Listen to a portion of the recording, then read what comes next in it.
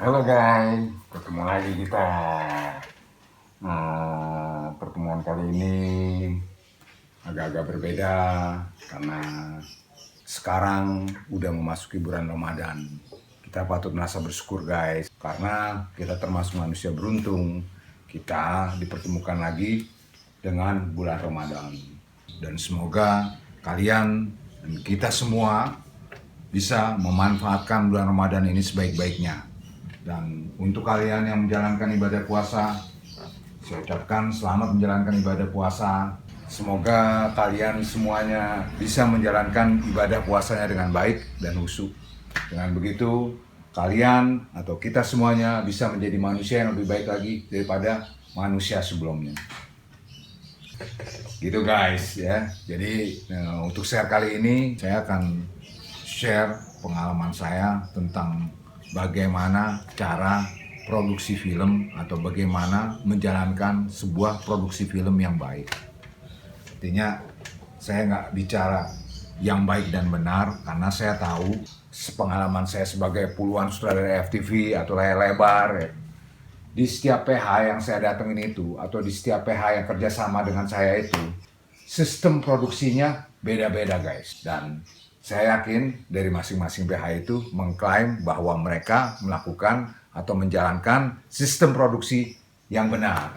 Jadi makanya saya bilang kalau saya mau share tentang bagaimana menjalankan sebuah produksi film yang baik. Jadi kalau menurut saya sih guys, ya sistem produksi film itu adalah sistem produksi yang sudah baku dan standarnya jelas secara internasional. Tapi ya namanya juga manusia atau namanya juga apa ya, kita di Indonesia itu tadi setiap PH atau setiap production house mempunyai sistem atau cara produksi film yang berbeda-beda. Itu guys. Jadi kalau menurut saya kita pada waktu ingin produksi film itu kita harus sepakati dulu aturan standarnya yang jelas. Acuan atau standar bakunya gimana nih produksi yang akan kita jalanin, bagaimana nih nanti sistem kontraknya, bagaimana nih sistem pembayarannya, bagaimana nih apabila kita mengalami sakit pada waktu syuting, bagaimana nih kalau kita pada waktu syuting kita mengalami kecelakaan, apa yang PH bisa perbuat atau apa yang produksi bisa pertanggungjawabkan.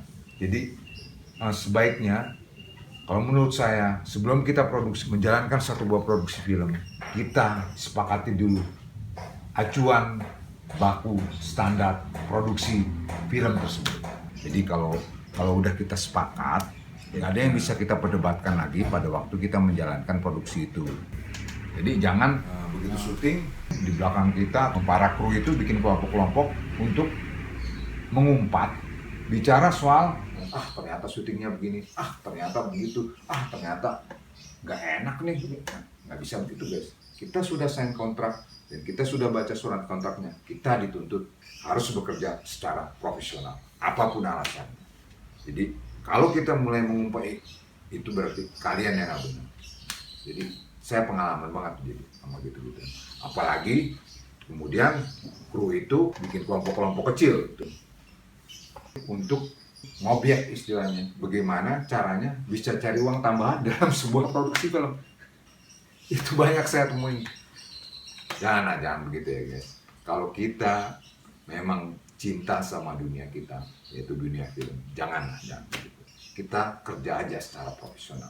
Masalah rezeki itu Tuhan yang atur guys, ya bukan kita. Mau kita cari objekan tambah, no way man. Saya percaya itu dan saya sudah buktikan. Jadi begitu.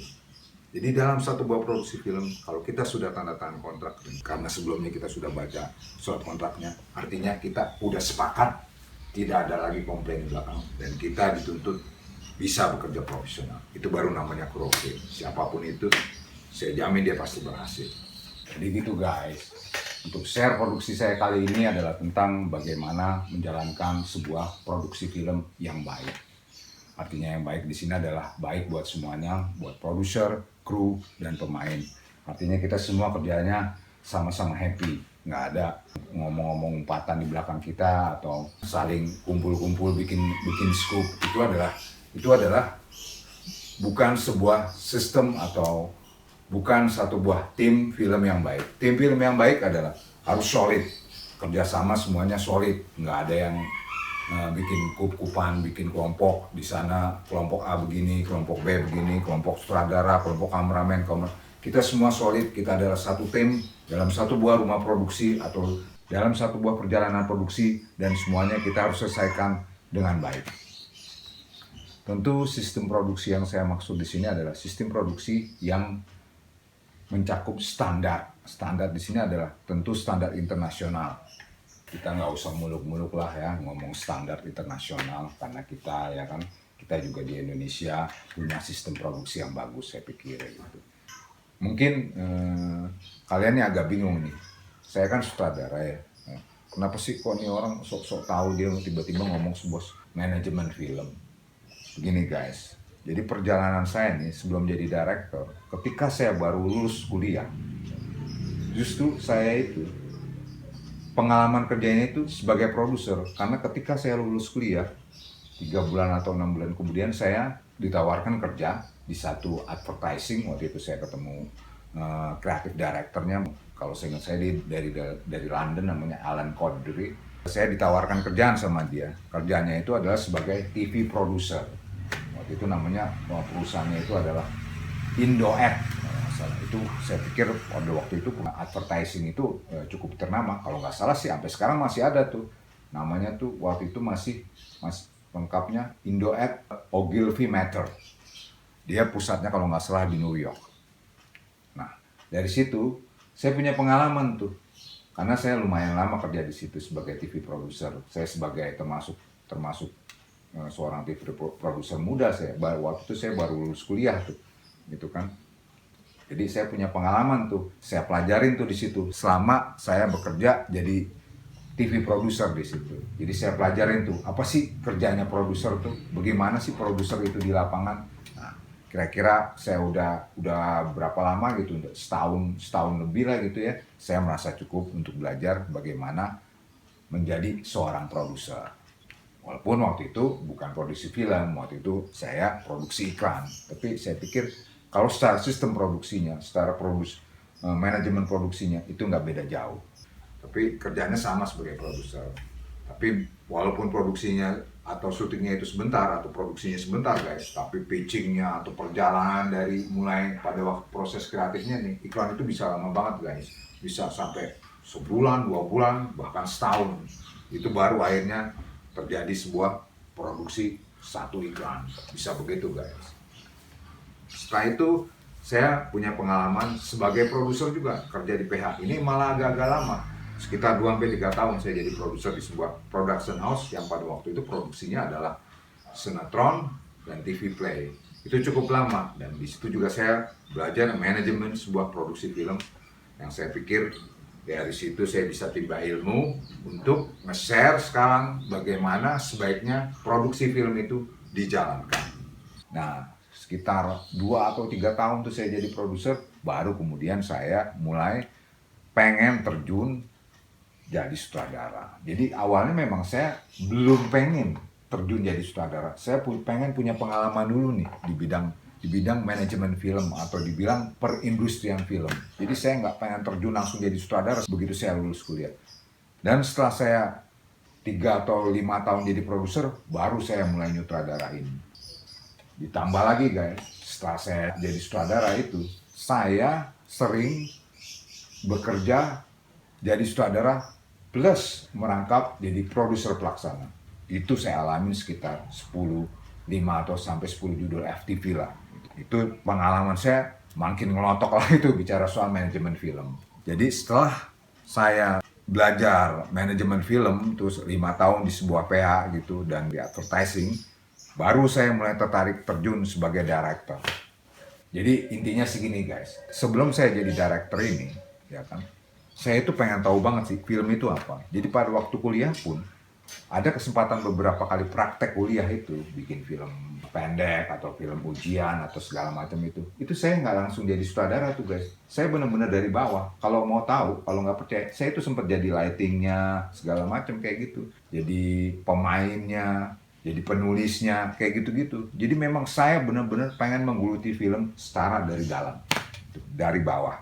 Jadi memang selama perjalanan saya di dunia film ini, saya punya ketertarikan menjadi kru filmnya itu mulai dari bawah, tidak langsung lompat jadi sutradara gitu aja. Tapi ini semuanya dalam sebuah perkuliahan dan praktek kerja ya. Gitu. Jadi saya pernah jadi lighting, pemain, penulis skenario, penata artistik, gitu. Sampai akhirnya yang paling saya gelutin adalah manajemen produksi film atau sebagai produser film. Makanya saya berani ya kan untuk berbicara bagaimana caranya memproduksi film yang baik. Itu tadi guys, kalau kita mau produksi film yang baik itu kita harus sepakati dulu bagaimana nih standar baku sistem produksi yang kita akan jalani ya kan.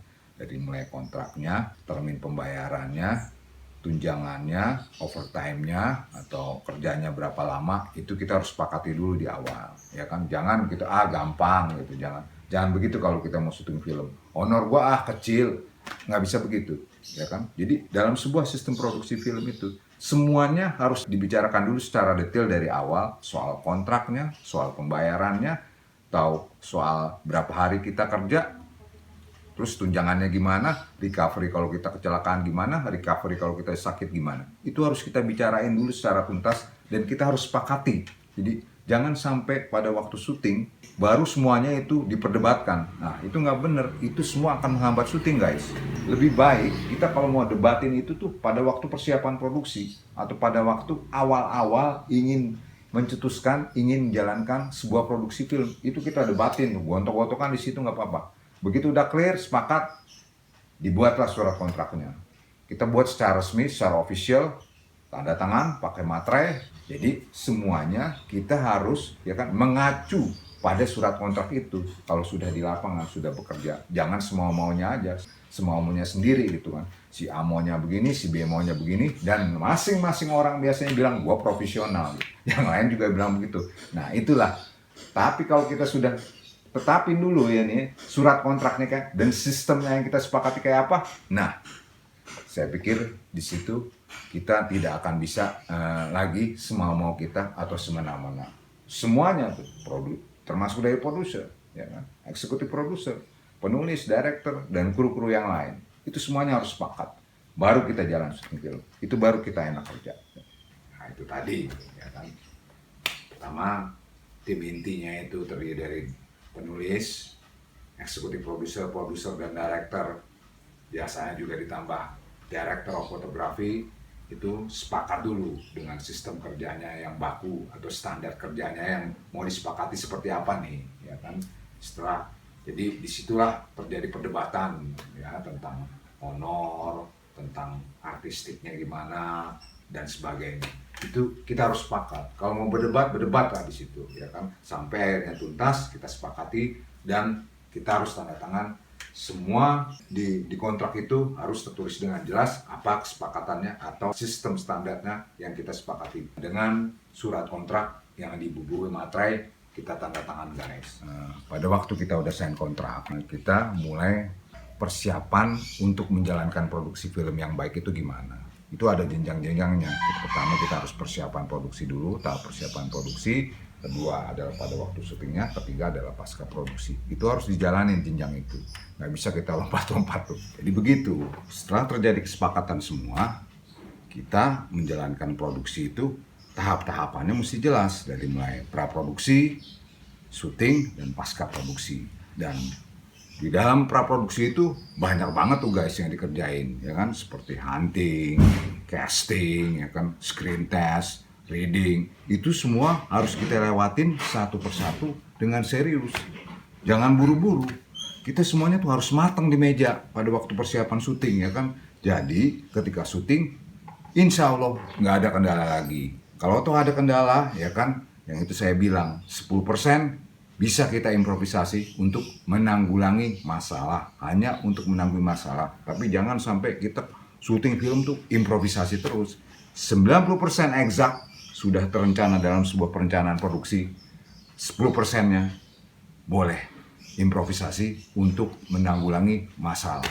Begitu guys. Jadi kalau syuting film itu improvisasi, itu udah nggak benar. yang pasti biaya bengkak pertama itu.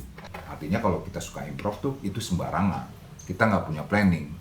Kerja film itu exact guys, tertulis, terencana, terstruktur, masif.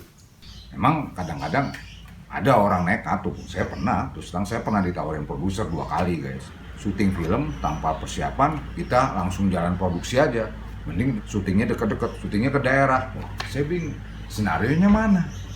Nanti kita sambil jalan. Loh, kok bisa begitu? Ya nggak apa-apa mas, kita sambil jalan aja kita syuting.